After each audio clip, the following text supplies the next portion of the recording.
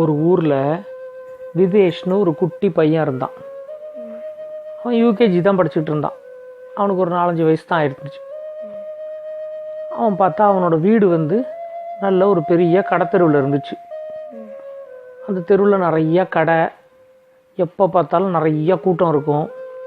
அதை மாதிரி இருக்கிற தெருவில் தான் அவனோட வீடு இருந்துச்சு. அவனோட வீட்டு மாடியில் இருக்கிற பால்கனிலேருந்து பார்த்தா அந்த ரோடு முழுக்க நல்லா தெரியும்.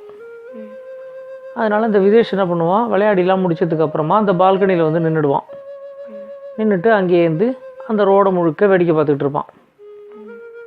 அதை மாதிரி ஒரு நாளைக்கு வேடிக்கை பார்த்துக்கிட்டு இருக்கும்போது அந்த ரோட்டில் ஒரு பெரிய கலவரம் நடந்துச்சு.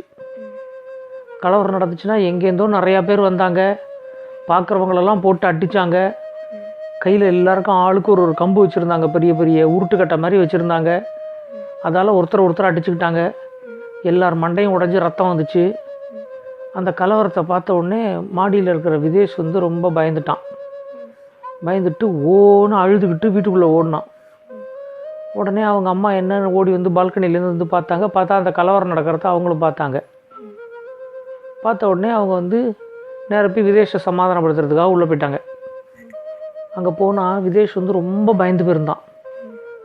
அன்றைக்கி ராத்திரி பார்த்தா விதேஷ்க்கு ரொம்ப காய்ச்சல் வந்துருச்சு. ஜுரம் அடிச்சிச்சு. ஜுரம் அடித்தோடனே அவங்க அம்மாவும் அப்பாவும் விதேஷை டாக்டர்கிட்ட கூப்பிட்டு போனாங்க.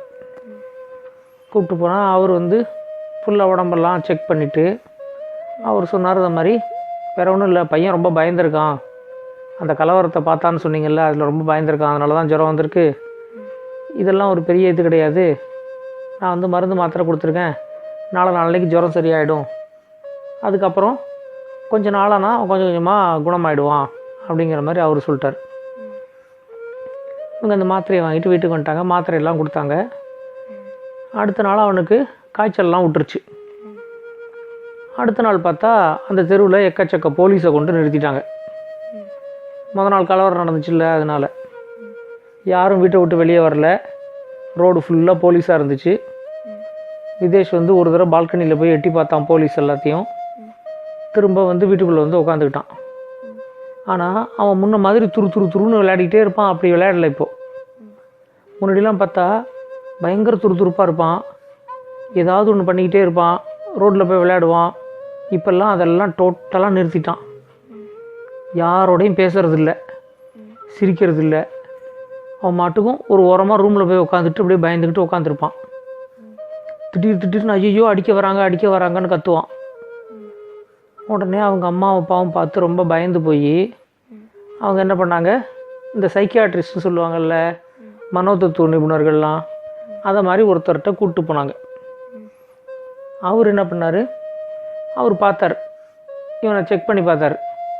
பார்த்துட்டு இது மாதிரி எங்கள் தெருவில் அவர்கிட்ட இப்படி பேச்சு கொடுத்தாரு. விதேஷ்ட உனக்கு என்ன பிடிக்கும் என்ன பிடிக்காதுன்னு ஏதோ கேட்டுக்கிட்டு இருந்தார். அப்போ விதேஷ் சொன்னான், எங்கள் தெருவுலாம் வந்தால் திடீர்னு நிறையா பேர் வருவாங்க, எல்லாரோட மண்டையும் உடைச்சிருவாங்க, ஒரே ரத்தம் வரும் அப்படின்லாம் அவர்கிட்ட போய் சொன்னான். சொன்ன உடனே அவர் இந்த விதேஷோட அப்பாவை தனியாக கூப்பிட்டு, உங்கள் பையன் ரொம்ப பயந்துருக்கான், அதனால தான் இதை மாதிரி நடந்துக்கிறான். நீங்கள் இனிமேல் அவன் கூட ரொம்ப நேரம் டைம் ஸ்பெண்ட் பண்ணுங்கள், அவன் கூடவே இருங்க, அவனோட பேசுங்க, அவனோட விளையாடுங்க. இதை மாதிரி பண்ண தான் கொஞ்சம் கொஞ்சமாக அவன் அந்த பயத்துலேருந்து வெளியே வருவான். இல்லைன்னா அவன் பயத்துலேருந்து வெளியே வரலை அப்படின்னா அவனோட குணாதிசயமே டோட்டலாக மாறிடும். அவன் வாழ்க்கை பூரா எதை பார்த்தாலும் பயந்துக்கிட்டே தான் இருப்பான். அதனால் நீங்கள் இனிமேல் நீங்களும் விதேஷோட அம்மா 2 பேருமே அவனோட நிறையா டைம் ஸ்பெண்ட் பண்ணுங்க அப்படிங்கிற மாதிரி அந்த மனோதத்துவ நிபுணர் சொல்லி அனுப்பிட்டார். இவங்க 2 பேருக்கும் ரொம்ப கவலையாயிடுச்சு, என்னடா பண்ணுறது அப்படின்ட்டு. அதுக்கப்புறம் இவங்க எவ்வளோ டைம் அவனோட ஸ்பெண்ட் பண்ணாலும் சரி, அவன் முன்ன மாதிரியே தான் இருந்தான். அவன்கிட்ட ஒரு இம்ப்ரூவ்மெண்ட்டும் இல்லை.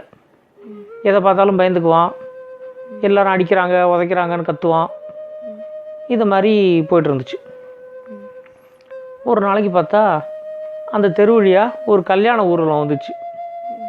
அந்த கல்யாண ஊர்வலத்தில் முன்னாடி மேளதாளம்லாம் வருது, வான வேடிக்கையெல்லாம் விடுறாங்க. அங்கே சின்ன சின்ன பசங்கள்லாம் நல்ல நல்ல ட்ரெஸ்ஸெல்லாம் போட்டுக்கிட்டு முன்னாடி வந்துக்கிட்டு இருக்காங்க கூட்டமாக. உடனே சரி இவங்க அம்மா வந்து என்ன நினச்சாங்க, விதேஷோட அம்மா இதை மாதிரி கலவரத்தை பார்த்து பயந்து போயிருக்கான்ல இந்த பையன், இவனை வந்து கூப்பிட்டு போய் இது மாதிரி நல்ல ஒரு ஊர்வலம் போகிறத காட்டுவோம், அங்கே எல்லோரும் சந்தோஷமாக பேசி சிரிச்சுக்கிட்டு போகிறத பார்த்தாங்கன்னா இவனுக்கு கொஞ்சம் மனசில் தைரியம் வரும் அப்படின்ட்டு விதேஷை தூக்கிக்கிட்டு நேராக அந்த கல்யாண ஊர்வலம் வர இடத்துக்கு போனாங்க. அங்கே பாரு குதிரையில் மாப்பிள்ளை எப்படி வராரு பாரு, இங்கே பாரு பேண்டு வாத்தியம்லாம் எப்படி போட்டு அடிக்கிறாங்க பாரு, குட்டி குட்டி பசங்கள்லாம் என்ன மாதிரி ட்ரெஸ் பண்ணிட்டு போகிறாங்க பாரு அப்படின்லாம் அதெல்லாம் காட்டிகிட்டு இருந்தாங்க. ஆனால் விதேஷ் எதையுமே பார்க்கல. அவன் வந்து ரொம்ப பயந்து போயிருந்தான். அந்த மேளம்லாம் அடிக்கிற சத்தம் கேட்ட உடனே அவன் ரொம்ப பயந்து போயிருந்தான். திடீர்னு அந்த ஊர்வலம் கிட்ட வர வர அவனோட பயம் ரொம்ப அதிகமாகிடுச்சு. அவங்கெல்லாம் கிட்ட வரும்போது இவன் வந்து எல்லாரும் ஓடிருங்க, சத்தம் போட்டிங்கன்னா உங்களெல்லாம் அடிப்பாங்க, எல்லாரும் ஓடிருங்க, அடித்து மண்டையை உடச்சிருவாங்க, ரத்தம் வந்துடும் அப்படின்லாம் கத்தினான். உடனே அவங்க அம்மா வந்து ஐயோ என்னடா அது கல்யாண ஊர்வலத்தில் போய் இவன் இப்படி கத்துறானே அப்படின்ட்டு இவனை மெதுவாக தாஜா பண்ணி வீட்டுக்கு கூப்பிட்டு வந்துட்டாங்க. கூப்பிட்டு வந்து இல்லை பையனுக்கு வந்து இன்னும் அந்த பயம் போகல அப்படின்னு சொல்லி விதேஷோட அப்பா கிட்ட சொன்னாங்க. விதேஷோட அப்பாவும் என்ன பண்ணுறதுனே தெரில, எதாவது பண்ணலாம் எதாவது பார்க்கலாம் அப்படின்னு சொல்லி அவரும் யோசிச்சுக்கிட்டு இருந்தார். அப்போ பார்த்தா அந்த ஊருக்கு ஒரு முனிவர் வந்திருந்தார். அவர் வந்து எல்லாருக்கும் பிளஸ் பண்ணி எலுமிச்சம்பழம்லாம் கொடுத்துக்கிட்டு இருந்தார். இந்த விதேஷோட அப்பா வந்து சரி அவர்கிட்ட போய் நம்மளோட பிரச்சனையை சொல்லுவோம், ஏதாவது அவர் தீர்வு சொல்கிறாரான்னு பார்ப்போம் அப்படின்னு சொல்லிட்டு நேராக என்ன பண்ணார், அந்த முனிவரை பார்த்தார்.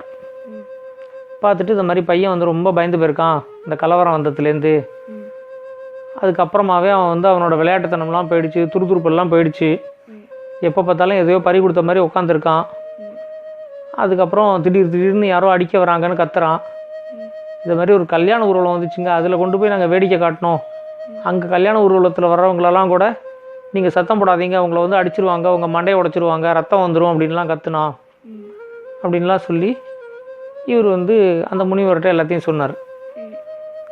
அந்த முனிவர் வந்து எல்லாத்தையும் கேட்டுக்கிட்டே இருந்தார். கேட்டுக்கிட்டே இருந்துட்டு என்ன பண்ணார், இங்கே வா நான் உனக்கு ஒரு கல் தரேன், இந்த கல்லை நீ உன் பையன்கிட்ட கொடுத்துரு அப்படின்னார். கல்லா அப்படின்னு ஒரு கேட்டார்.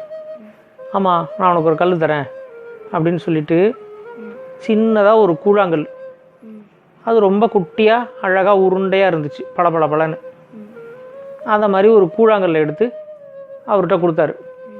கொடுத்துட்டு நான் வந்து ஒரு சீட் எழுதி வைப்பேன், அந்த சீட்டை நீ வந்து அந்த கூழாங்கலுக்கு பக்கத்தில் வச்சு விதேஷோட கண்ணில் படுற மாதிரி அதை வச்சிரு, காலையில் அவன் தூங்கி எழுந்திரிச்ச உடனே அதை பார்க்கணும், அதை மாதிரி அங்கே வச்சிரு அப்படின்னு சொன்னார்.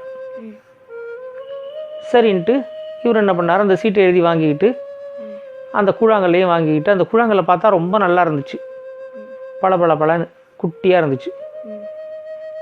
அந்த சீட்டையும் அந்த கல்லையும் வாங்கி கொண்டு போய் விதேஷ் தூங்கினதுக்கப்புறமா விதேஷோட பெட்டுக்கு பக்கத்தில் வச்சிட்டார். விதேஷ் காலையில் எழுந்திரிச்சு உட்காந்தான். உட்காந்த உடனே தான் வந்து பக்கத்தில் இந்த கூழாங்கல்லை பார்த்துட்டான். ஐ பளபளன்னு இந்த கல் ரொம்ப நல்லா இருக்கே அப்படின்னு சொல்லி அந்த கல்லை எடுத்து இப்படி பார்த்தான். பார்த்துட்டு அதுக்கப்புறமா அந்த பேப்பரில் என்ன எழுதியிருக்குது அப்படின்னு சொல்லிட்டு, இந்த பேப்பரில் என்ன எழுதியிருக்குதுல என்ன எழுதியிருக்குன்னு பாருங்கள் அப்படின்னு சொல்லி அவங்க அப்பாட்ட கொண்டு காமிச்சான். அவங்க அப்பாவுக்கு அதில் ஏற்கனவே என்ன எழுதியிருக்குன்னு தெரியும். உடனே ஆனால் அவர் தெரியாத மாதிரி அப்படின்னு நடித்தார். காட்டு இது ஏது இந்த பேப்பரும் இந்த கூழாங்கல்லும் அப்படின்னாரு. தெரியல என் பெட்டுக்கு பக்கத்தில் இருந்துச்சு அப்படின்னா. இங்கே காட்டு அந்த பேப்பரில் என்ன எழுதியிருக்குன்னு பார்ப்போம் அப்படின்னு சொல்லிட்டு அந்த பேப்பரை வாங்கி பார்த்தாரு. பார்த்த உடனே அந்த பேப்பரில் வந்து இந்த மாதிரி விதேஷ் நான் வந்து உனக்கு ஒரு அழகான கூழாங்கல்ல கொடுத்துருக்கேன், இந்த கூழாங்கல் வந்து உன் கையில் இருந்துச்சு அப்படின்னா நீ நினைக்கிறதெல்லாம் நடக்கும் அப்படின்னு சொல்லி கீழே வந்து கடவுள் அப்படின்னு போட்டிருந்துச்சு. உடனே விதேஷ்க்கு அவங்க அப்பா சொன்னார், ஏய் கடவுளே உனக்கு ஒரு கூழாங்கல் கொடுத்துருக்காரா, இந்த கூழாங்கல் வந்து உங்ககிட்ட இருந்துச்சுன்னா நீ நினைக்கிறதெல்லாம் நடக்கும்னு வேறு போட்டிருக்காரு அப்படின்னு. உடனே விதேஷ்க்கு ஆச்சரியம் தாங்கலை. உடனே நீ என்ன நினைக்கிற, இன்னைக்கு ஏதாவது ஒன்று நினச்சிக்கோ, அது நடக்குதான்னு பார்ப்போம் அப்படின்னாரு. உடனே வந்து இந்த தெருவில் வந்து சண்டையே நடக்கக்கூடாது அப்படின்னு நான் நினைக்கிறேன் அப்படின்னா. சரி பார்ப்போம், நீ நினைக்கிற மாதிரி கடவுள் தான் வந்து இந்த கல்லை உனக்கு கொடுத்துருந்தார் அப்படின்னா இன்றைக்கி வந்து இந்த தெருவில் சண்டையே வரக்கூடாது, பார்க்கலாம் அப்படின்னு சொல்லியிருந்தார். பார்த்தா அன்றைக்கி முழுக்க அந்த கடத்தெருவில் எந்த சண்டையும் இல்லை. உடனே அடுத்து நான் காலையில் எழுந்திரிச்சோடனே விதேஷ்கிட்ட அவங்க அப்பா சொன்னார், ஏய் நிஜமாகவே இந்த கூழாங்கல் வந்து உனக்கு கடவுள் தான் கொடுத்துருக்காருன்னு நினைக்கிறேன். இங்கே பாரு, நேற்று நீ வந்து இதை போட்டுக்கிட்டு இந்த தெருவில் சண்டையே இருக்கக்கூடாதுன்னு நினச்சா, அதே மாதிரி நேற்று ஃபுல்லாக சண்டையே இல்லை பாரு, இன்றைக்கி தான் ஒன்று நினச்சிக்கோ அப்படின்னாரு. நான் நல்லா படிக்கணும் அப்படின்னு நினச்சிக்கிறேன் அப்படின்னா. நீ ஏற்கனவே நல்லா தானே படிக்கிற அப்படின்னாரு. இல்லை நான் இன்னும் நல்லா படிக்கணும்னு நினச்சிக்கிறேன் அப்படின்னா. சரி நினச்சிக்கோ, அதுவும் நல்லா நடக்கும் பார் அப்படின்னாரு. உடனே விதேஷ்க்கு வந்து, அப்பாடா அந்த கூழாங்கல் நம்ம கையில் இருக்கிற வரைக்கும் நம்மளை யாரும் ஒன்றும் பண்ண முடியாது அப்படின்னு நினச்சிக்கிட்டு அந்த கூழாங்கல்ல எப்பயுமே பைக்குள்ளேயே போட்டுக்கிட்டு இருந்தான். அன்றைக்கே நல்லா படித்தான் வீட்டில் உட்காந்துக்கிட்டு. அடுத்த நாள் காலையில் பார்த்தா அவன் எழுந்திருக்கும்போது அவனோட பெட்டுக்கு பக்கத்தில் புதுசாக 2 ஷூ, கேன்வாஸ் ஷூ, அதுக்கு அடியில் மறுபடியும் அதே மாதிரி ஒரு சீட்டு. அதெல்லாம் அவங்க அப்பா தான் கொண்டு வச்சுருந்தாரு, அந்த முனிவர் சொன்ன மாதிரி. உடனே விதேஷ் வந்து, அப்பா என் பெட்டு பக்கத்தில் 2 ஷூ இருக்குது, அதோட ஒரு பேப்பரும் இருக்குது அப்படின்னு சொல்லிட்டு அந்த ஷூவை இந்த பேப்பரையும் தூக்கிட்டு வந்தான். அந்த ஷூ பார்க்குறதுக்கு அவ்வளோ அழகாக இருந்துச்சு. உடனே காட்டு என்ன எழுதியிருக்குன்னு பார்ப்போம் அந்த பேப்பரில் அப்படின்னு வாங்கி பார்த்தாரு. வாங்கி பார்த்துட்டு, விதேஷ் இந்த ஷூவை போட்டுக்கிட்டு நீ ஓடுன அப்படின்னா எல்லா ஓட்டப்பந்தயத்துலேயும் நீ தான் ஜெயிப்ப, இப்படிக்கு கடவுள் அப்படின்னு போட்டுருந்துச்சு. உடனே அவங்க அப்பா வந்து, என்னடா விதேஷ் இது, உனக்கு மட்டும் கடவுள் வந்து இதை மாதிரி ஏதாவது ஒரு கிஃப்டாக கொடுத்துக்கிட்டே இருக்காரு அப்படின்னு. உடனே விதேஷ்க்கு வந்து அப்போவே இந்த ஷூவை போட்டுக்கிட்டு ஒரே ஓட்டமாக ஓடணும் போல் இருந்துச்சு. உடனே இல்லை சாயந்தரம் நம்ம விளையாட போகலாம், அப்போ ஓடி காட்டு அப்படின்னு சொன்னார். உடனே விதேஷ்க்கு வந்து சாயந்தரம் வரைக்கும் இருப்பே கொள்ளலை. எப்படியாவது கிரவுண்டுக்கு போகணும், ஓடணும், கிரவுண்டுக்கு போகணும், ஓடணுன்னே இருந்துச்சு. சாயந்தரம் ஆனோடனே அவங்க அப்பா வந்து, வா நம்ம கிரவுண்டுக்கு போகலாம் அப்படின்னாரு. உடனே சாக்ஸ் எடுத்து மாட்டிக்கிட்டு அந்த ஷூ மாட்டிக்கிட்டான். அந்த ஷூ வந்து அவனுக்கு கரெக்டாக இருந்துச்சு. ஏன்னா அவன் சைஸுக்கு தானே அவங்க அப்பா வாங்கியிருக்காரு. போட்டுக்கிட்ட உடனே அந்த ஷூ பார்த்தா ரொம்ப நல்லா இருந்துச்சு. அவங்க அப்பாவே சொன்னார், ஏய் ஷூ உனக்கு சூப்பராக இருக்குது உன் காலுக்கு அப்படின்னாரு. விதேஷ்க்கு அப்போவே ரொம்ப சந்தோஷமாயிடுச்சு. உடனே வாங்க கிரவுண்டுக்கு போகலாம் அப்படின்னா. சரின்னு கிரவுண்டுக்கு கூப்பிட்டு போனார். அது புது ஷூ இல்லை. அங்கே கிரவுண்டில் இருந்த பசங்கள்லாம் வந்து, ஏய் உன் ஷூ ரொம்ப நல்லா இருக்கே அப்படின்னாங்க. உடனே விதேஷ்க்கு அப்பயும் ரொம்ப பெருமையாக இருந்துச்சு. உடனே அங்கே இருக்கிற பசங்கள்கிட்ட, ஓட்டப்பந்தயம் வைக்கலாமா, யாரெல்லாம் வரீங்க அப்படின்னு. ஒரு 2-3 குட்டி பசங்கள்லாம் நாங்கள் வரோம் அப்படின்னு சொல்லிட்டு வந்தாங்க. வந்த உடனே அவங்களோட அந்த விதேஷம் வந்து ஓட்டப்பந்தயத்தில் கலந்துக்கிட்டு செம்ம ஃபாஸ்ட்டாக ஓடினான். ஓடுனதை பார்த்தா விதேஷ் தான் ஜெயித்தான். உடனே அவங்க அப்பா வந்து, ஏய் விதேஷ், உனக்கு வந்து கடவுள் வந்து ஒரு ஷூவும் கொடுத்துருக்காரு, ஒரு கூழாங்கல்லும் கொடுத்துருக்காரு. அதனால் இனிமேல் உன்னை ஸ்போர்ட்ஸ்லேயும் யாராலையும் ஜெயிக்க முடியாது. அதே மாதிரி நீ படிக்கணும் அப்படின்னு நினச்சிக்கிட்டா கூட நீ நல்லா படிச்சிருவ, நீ நினைக்கிறது அப்படியே நடக்கும். அதனால் இனிமேல் நீ பயப்படுறதுல ஒன்றும் அர்த்தமே இல்லை அப்படின்ட்டார். அதுலேருந்து பார்த்தா இந்த விதேஷ் வந்து அந்த கூழாங்கல்லையும் வச்சுருப்பான், அந்த ஷூவையும் வச்சுருப்பான். இது ரெண்டும் வந்து எனக்கு கடவுள் கொடுத்தது அப்படின்னு நினச்சிக்கிட்டு கொஞ்சம் கொஞ்சமாக அவனோட பயமெல்லாம் அவனை விட்டு போயிடுச்சு டோட்டலாக. மறுபடியும் பார்த்தேன்னா துருன்னு இருக்கிற பையனாக ஆகிட்டான். ஆக்சுவலாக அவன் மைண்டில் வந்து ஏதோ ஒரு பயம் இருந்திருக்கு. அந்த முனிவர் என்ன பண்ணார், ஒரு கல் உன் கையில் இருந்துச்சு அப்படின்னா யாராலையும் உன்னை ஒன்றும் பண்ண முடியாதுங்கிற ஒரு நம்பிக்கையை மட்டும் அவனுக்கு கொடுத்துட்டாரு. அதே மாதிரி ஒரு ஷூ, இந்த ஷூவை நீ போட்டுக்கிட்டனா எல்லா ஸ்போர்ட்ஸ்லேயும் நீ ஜெயிப்பேங்கிற நம்பிக்கையும் அவனுக்கு கொடுத்தாரு. அவனோட நம்பிக்கை தான் கடைசியில் ஜெயிச்சிச்சு. கரெக்டா? நல்லா இருந்துச்சு அந்த கதை. இந்த கதை உங்களுக்கு பிடிச்சிருந்தா லைக் பண்ணுங்கள், கமெண்ட் பண்ணுங்கள், ஷேர் பண்ணுங்கள். முக்கியமாக மறக்காமல் சேனலை சப்ஸ்கிரைப் பண்ணுங்கள். உங்களுக்காக, உங்கள் குழந்தைங்களுக்காக இன்னும் நிறைய நல்ல கதைகள் வந்துக்கிட்டே இருக்குது. ஸ்டோரி டைம் தமிழ் சேனலோட தொடர்பில் இருங்க. நன்றி, வணக்கம்.